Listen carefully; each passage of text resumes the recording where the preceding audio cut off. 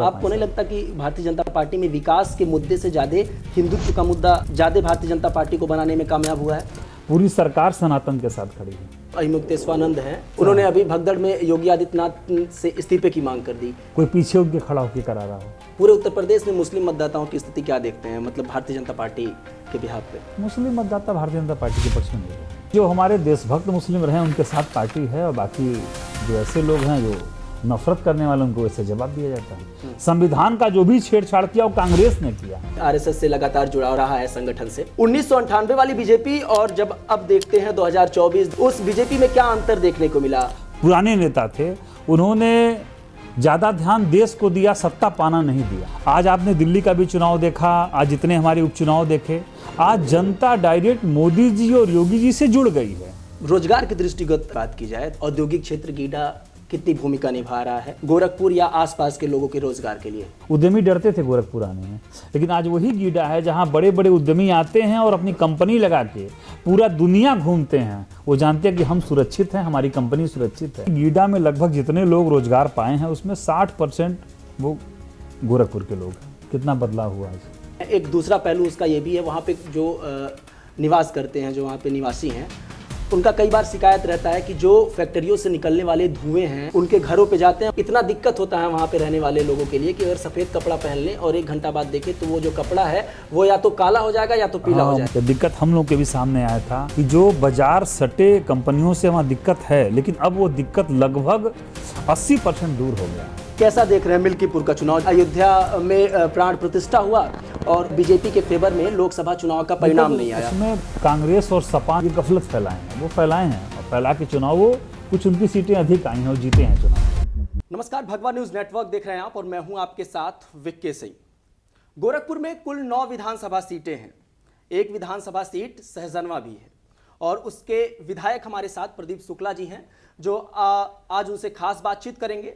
ये समझने का प्रयास करेंगे कि 1998 से बीजेपी युवा मोर्चा से जो राजनीति शुरू हुई, 2022 आते आते विधायक तक पहुंचे और अब विधायक का कार्यकाल 3 साल तकरीबन पूरा होने वाला है।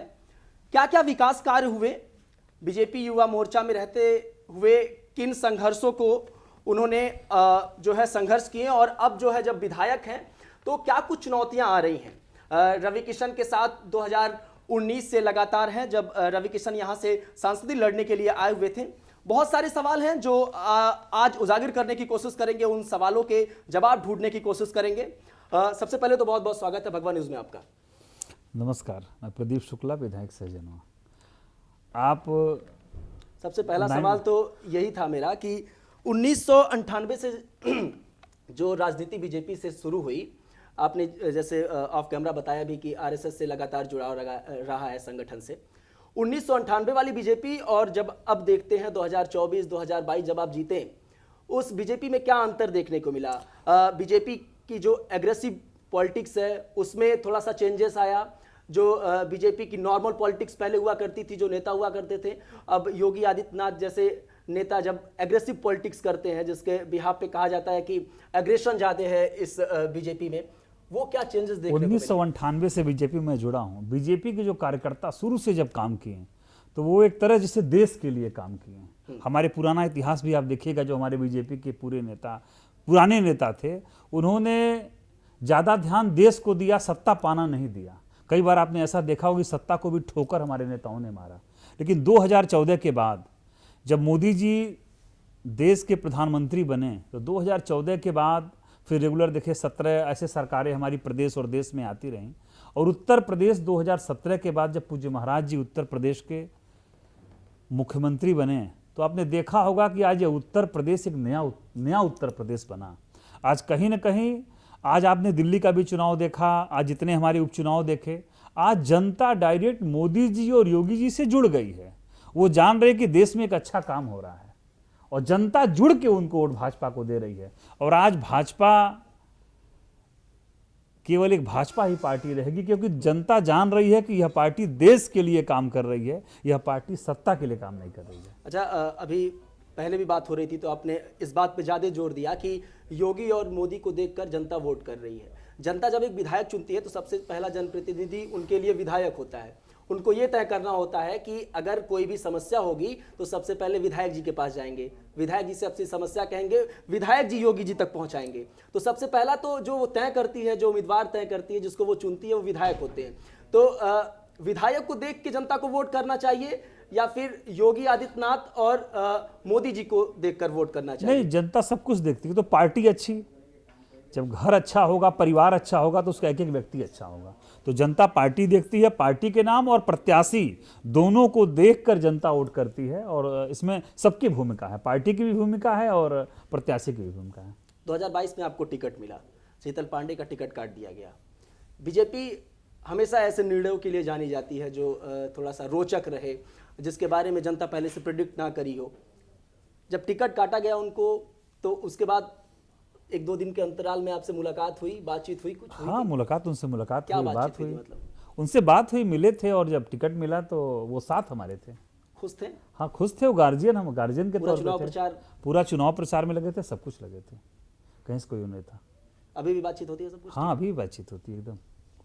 तो 3 साल बीत चुका है अब विधायकी का आपके, कैसा कामकाज रहा? क्या अब अगर हम पूरा 3 साल और वो 5 साल मिला लें, 8 साल की बात करें, तो सहजनवा विधानसभा जो 2017 के पहले का विधानसभा था, इस दोनों कार्यकाल मिला के सहजनवा विधानसभा में बहुत विकास हुआ। विकास के तौर पे हम बता दें कि सहजनवा विधानसभा जो एक गीडा है, इसको बने 34 साल हुआ। 91 में इसकी नींव डाली गई, लेकिन 34 साल में अगर 27 साल हम देख ले तो गीडा केवल 2-3 कंपनियां थीं, केवल एक जैसे नाम मात्र औद्योगिक क्षेत्र था। लेकिन इस 8 वर्षों में गीडा बहुत डेवलप किया है। देश की बड़ी बड़ी कंपनियां, बड़े बड़े उद्यमी यहाँ पे आए हैं और बड़े बड़े उद्योग लग रहे हैं। माने एक गीडा वो 27 साल वाला, एक गीडा 8 साल वाला। आज पूरे देश के बड़ी बड़ी कंपनियां आने से वहां को रोजगार मिलना, और बड़े बड़े उद्यमी क्यों आ रहे हैं? वो जान रहे हैं कि गोरखपुर है। पहले गोरखपुर में कोई आना चाहता था, उद्यमी डरते थे गोरखपुर आने में। लेकिन आज वही गीडा है जहां बड़े बड़े उद्यमी आते हैं और अपनी कंपनी लगा के पूरा दुनिया घूमते हैं। वो जानते हैं कि हम सुरक्षित हैं, हमारी कंपनी सुरक्षित है। यहाँ पहले तो 17 के पहले बंटवारा होता था। सपा और बसपा के जो गुंडे माफिया थे, वो कंपनियों में बंटवारा करते थे। तुम वो 2 कंपनी तुम देखना, 2 कंपनी हम देखेंगे। ये गीडा जो औद्योगिक क्षेत्र है, इसकी आप जो है एडवांटेज गिना रहे हैं। हाँ, ठीक है। और आज 17 के बाद इतनी बड़ी कंपनियां आई, लोगों को रोजगार मिल रहा है। आज हमारे नौयुगों को पलायन नहीं करना पड़ रहा है। जैसे गीडा की अभी आप जो औद्योगिक क्षेत्र है उसका आप एडवांटेज गिना रहे हैं, एक दूसरा पहलू उसका ये भी है, वहाँ पे जो निवास करते हैं, जो वहाँ पे निवासी हैं, उनका कई बार शिकायत रहता है कि जो फैक्ट्रियों से निकलने वाले धुएं हैं जो उनके घरों पे जाते हैं। मतलब एक हमारी एक पटरी व्यवसायी सुधीर झा हैं, उनसे बातचीत हो रही थी, तो उन्होंने कहा कि इतना दिक्कत होता है वहाँ पे रहने वाले लोगों के लिए कि अगर सफ़ेद कपड़ा पहन लें और 1 घंटा बाद देखें तो वो जो कपड़ा है वो या तो काला हो जाएगा या तो पीला हो जाएगा। मैं आपकी बात से सहमत हूँ कि जो बाजार सटे कंपनियों से वहाँ दिक्कत है, लेकिन अब वो दिक्कत लगभग 80% दूर हो गया है। ये दिक्कत था, ये दिक्कत हम लोग के भी सामने आया था। हम लोग ने विधानसभा में ये बात रखी थी, महाराज जी से ये बात किए थे, लेकिन कहीं ना कहीं वो दिक्कत दूर हो रहा है। धीरे धीरे कंपनी सुधार ला रही है, टेक्नोलॉजी बढ़ रही है और धीरे धीरे सुधार आ रहा है। अब उतना दिक्कत नहीं है। अगर कोई आपसे कहा भी होगा तो पहले कहा होगा। आज की डेट में वहाँ सुधार है। रोजगार की दृष्टिगत अगर लोकल लोगों को रोजगार देने की बात की जाए तो औद्योगिक क्षेत्र गीडा कितनी भूमिका निभा रहा है गोरखपुर या आसपास के लोगों के रोजगार के लिए? और खासकर अगर आप सहजनवा की बात करें तो कंप्लीट जितने गीडा में हर कंपनियों में जाता हूँ, लोगों से पूछता हूँ आप कहाँ के हैं, आप कहाँ के है। भी अभी महाराज जी भी गए थे कंपनी में, तो पूछे कहाँ, सब लोगों से बात की कि वो कहाँ के रहने वाले हैं। ये है कि गीडा में लगभग जितने लोग रोजगार पाए हैं उसमें 60% वो गोरखपुर के लोग हैं। ये नहीं सहजनवा विधानसभा के हैं, पूरे गोरखपुर की मैं 9 विधानसभाओं की बात कर रहा हूँ, गोरखपुर के लोग हैं। और 40% ऐसे लोग हैं जो बाहर के भी हैं, पूर्वांचल के अपने लोग हैं, कुछ प्रदेश के बाहर के भी लोग हैं। वो आके यहाँ रोजगार कर रहे हैं, हम वहाँ रोजगार करने जाते थे। कितना बदलाव हुआ आज उत्तर प्रदेश का। अच्छा, सहजनवा एक ऐसा क्षेत्र माना जाता है, ब्राह्मण मतदाता वहाँ पे जाते हैं। हाँ। तो लोगों को लगता है कि अगर ब्राह्मण मतदाता वहाँ पे जाते हैं तो ब्राह्मण नेता अगर कोई भारतीय जनता पार्टी से उठ जाए तो वो आंख बंद करे और फिर जीत जाएगा। ऐसा है? अब ऐसा है ही, ऐसा है, ऐसा है। तो मतलब जो लेकिन वहाँ क्या है, वहाँ सहमति है, वहाँ ऐसा नहीं। भारतीय जनता पार्टी के जो अन्य लोग भी हैं भारतीय जनता पार्टी के साथ हैं, जो अन्य लोग भी हैं वही भारतीय जनता पार्टी के साथ हैं। अच्छा, कुछ 1-2 वर्ग छोड़कर। मुस्लिम मतदाता कितने होंगे वहाँ पे? मुस्लिम बहुत कम है, 10-15 हज़ार मतदाता हैं। पूरे उत्तर प्रदेश में मुस्लिम मतदाताओं की स्थिति क्या देखते हैं, मतलब भारतीय जनता पार्टी के बिहाफ पे? मुस्लिम मतदाता भारतीय जनता पार्टी के पक्ष में नहीं रहते। वो क्या विकास कारण हो सकता है इसका? वो विकास अब उनको क्या उनको विकास का लाभ केवल लेते हैं, लेकिन वो मत में कम रहते हैं। बल्कि उनके देखना चाहिए, अगर गोरखपुर की हम बात करें, मुस्लिम मतदाता हमसे खिलाफ में रहते हैं या उनको लगता है कि वो भाजपा को वोट नहीं करेंगे, वो करते भी नहीं हैं। लेकिन मुस्लिमों के लिए मैं आपको बताऊं कि यहाँ राम प्रसाद बिस्मिल की स्थली, जिनको फांसी गोरखपुर में लगी थी, जब पूज्य महाराज जी 2017 में सरकार बनने के बाद प्राणी उद्यान बनाए तो अशफाक उल्ला खां के नाम से बनवाए कि वो दोनों लोग दोस्त थे, मित्रता जो थी, जो पंडित राम प्रसाद बिस्मिल की और अशफाक उल्ला खां की, वह गोरखपुर में जीवंत रहे। इसके लिए महाराज जी ने काम किया और मुस्लिम के अशफाक उल्ला खां के नाम से उसको बनाया। तो कई हमारी जगहों पर सरकार गोरखपुर की कई जगहें ऐसी हैं जिसको नाम बदलने की कोशिश की गई और कई मुस्लिम नाम जो है उसको चेंजेस किए गए।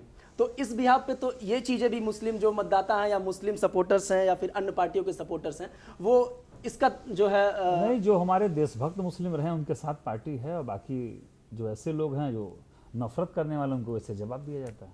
मिल्कीपुर लगभग जीतने की कगार पे हैं। हाँ, कीजिए। कैसा देख रहे हैं मिल्कीपुर का चुनाव? जो एक कहा जा रहा था कि अयोध्या में प्राण प्रतिष्ठा हुआ और उसके बाद जो है बीजेपी के फेवर में लोकसभा चुनाव का परिणाम नहीं आया। उसमें कांग्रेस और सपा ने एक झूठा, जैसे कोई चीज़ का झूठ आप बोलते रहे, किसी चीज़ को आप 10-15 बार झूठ बोल दीजिए, कि जब कई बार झूठ बोलेंगे तो उसको लोग सत्य मान लेते हैं।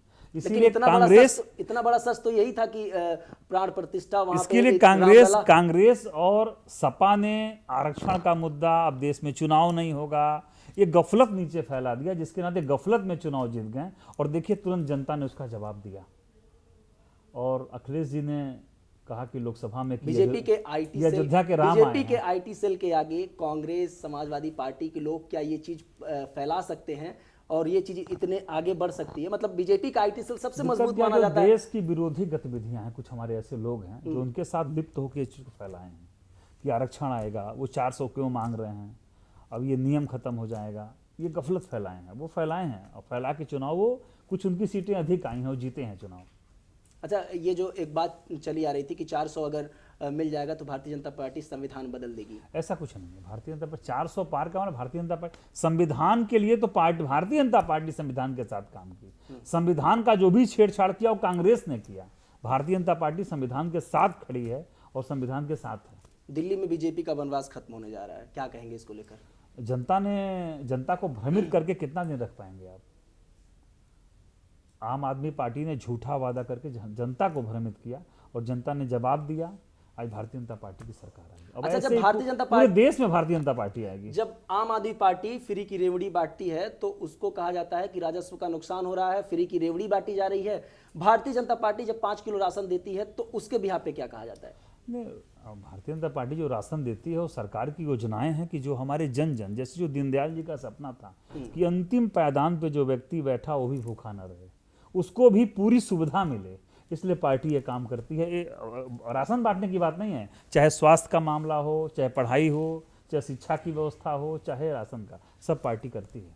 जब 2019 में आप रवि किशन के साथ काम कर रहे थे तो योगी आदित्यनाथ से क्या निर्देश मिला था? ये देखिए, इनकी पूरी व्यवस्था देखना है और पूरा चुनाव की तैयारियां करना, चुनाव तो आपको लग रहा था देखना। वो आपको लग रहा था कि ये टर्निंग पॉइंट है, यहाँ से अब विधायकी वाला टिकट मिलने वाला? नहीं, हम लोग तो पार्टी के कार्यकर्ता थे, पार्टी में काम किया 98 से, जो पार्टी जहाँ लगाई वहाँ लग गए, यहाँ लगे, उपचुनाव में कहीं भी लगा। सुबगाहट हो गई होगी ना कि अब रवि किशन के साथ मतलब सांसदी लड़ने आए हैं। महाराज जी का आदेश था तो हम लोग उसका करके लगे उनके साथ। हाँ, 27 का क्या प्लान आगे चल रहा है? 27 फिर बहुत मतलब भारतीय जनता पार्टी को ऐसा पार्टी कहा जाता है ना कि अभी तो चुनाव खत्म हुआ, मान लीजिए जीत, अब दिल्ली भी जीत गए, मिल्कीपुर भी जीत गए, उपचुनाव, ये एक संदेश गया। अब 2-2.5 साल का जो टेन्योर अभी बाकी है 27 से पहले, इसमें क्या प्लानिंग अलग होने वाली है? इसमें जो विकास यात्रा चल रही है वैसे चल रही है। भारतीय जनता पार्टी के कार्यकर्ता और नेता वो परमानेंट 5 साल चुनाव लड़ते हैं। 5 साल वो जनता के बीच में रह के काम करते हैं और जनता का ही काम करते हैं। अच्छा, आपको नहीं लगता कि भारतीय जनता पार्टी में विकास के मुद्दे से ज्यादा हिंदुत्व का मुद्दा ज्यादा भारतीय जनता पार्टी को बनाने में कामयाब हुआ है? नहीं, विकास और हिंदुत्व दोनों है। विकास भी है, प्रथम पे विकास है। महाकुंभ चल रहा है अभी। महाकुंभ तो स्थिति देखिए कि जैसे पूरी सरकार सनातन के साथ खड़ी है। इतनी बड़ी व्यवस्था, इतनी अच्छी व्यवस्था। बहुत आरोप भी लगा जब भगदड़ हुआ। भगदड़ तो थोड़ा बहुत भगदड़ जब संख्या थी एक जगह। अब ऐसे मानिए कि पृथ्वी पर, हम किसी देश की बात नहीं कर रहे हैं, अगर पूरे पृथ्वी को मिला लें तो इतनी भीड़ एक स्थान पे पृथ्वी पर पहली बार लगी। तो उतनी पब्लिक आएगी तो कहीं ना कहीं थोड़ा बहुत। शंकराचार्य को सुनते हैं आप? क्या विचारधारा उनको लेकर आपकी अभिमुक्तेश्वरानंद का? ठीक है, जो है मतलब उस पर क्या टिप्पणी किया जाए। ऐसा कई बार कहा जाता है कि जो अभिमुक्तेश्वरानंद हैं वो साधु संत है, शंकराचार्य हैं, लेकिन वो राजनीति करने लगते हैं अपनी बातों से। ऐसा आपको महसूस होता है? हाँ, उन्होंने अभी भगदड़ में योगी आदित्यनाथ से इस्तीफे की मांग कर दी कि ऐसे मुख्यमंत्री को इस्तीफा दे देना चाहिए। अब वो उनका विचार है, हो सकता है किसी के कोई पीछे उनके खड़ा होकर करा रहा हो, ऐसा भी लगता है। ऐसा लगता है आपको? सहजनवा के विकास को लेकर क्या कहेंगे? सहजनवा के विकास के बारे में पूरा गीडा का विकास, आपने पूरा गीडा विकास, औद्योगिक क्षेत्र बढ़ रहे हैं। और हमारे विधानसभा में अटल आवासीय विद्यालय पूज्य महाराज जी ने सरकार बनने के बाद दिया, एक अच्छी योजना। मतलब जो श्रमिक हमारे यहाँ, श्रमिक के बच्चों को पढ़ने के लिए, हमको लगता है अटल आवासीय विद्यालय सबको एक बार जाना चाहिए देखने के लिए। कि जो मैं दावा कर रहा हूँ कि इस पूरे देश में जो सबसे बड़े कॉन्वेंट और बोर्डिंग स्कूल होगा जहाँ उनके संपन्न लोगों के बच्चे पढ़ते होंगे, उससे अच्छी व्यवस्था हमारे अटल आवासीय विद्यालय में है श्रमिकों के बच्चों को पढ़ने के लिए। अच्छा, फैमिली बैकग्राउंड कुछ आपका पॉलिटिकल था? नहीं, मैं ही शुरू से राजनीति में था, शुरू से सब व्यावसायिक थे। सबसे पहला चुनाव था जब आप विधायकी लड़े और तुरंत जीत गए। हाँ, तुरंत जीत गए 22 में। तो इसकी सुबुकाहट भी पहले आपको हो चुकी थी 2019 में कि आपको टिकट मिलने वाला है या ऐसा? नहीं, हम पार्टी काम किया तो महाराज जी के साथ लगे रहे और पार्टी में काम करते रहे, और बाकी पार्टी ने कहा तो लड़े चुनाव। 2024 में जो पीडीए की राजनीति के अंतर्गत समाजवादी पार्टी को जितनी सीटें मिली, ये सीट आने वाले 2027 के चुनाव में इस बिहाफ पे अगर चल रही हैं पीडीए की राजनीति को लेकर, अब तो थोड़ा सा उनका एजेंडा भी थोड़ा सा समाजवादी पार्टी का बदला है। अब हिंदुत्व की तरफ थोड़ा सा रुझान देखने को मिल रहा है। अभी मिल्कीपुर का चुनाव हुआ तो उन्होंने चुनाव आयोग का पुतला भी अभी गोरखपुर में फूका जा रहा है। चुनाव आयोग को जो है वो कफन गिफ्ट किया जा रहा है। ये जो चीज़ें हैं ये क्या दर्शाती हैं?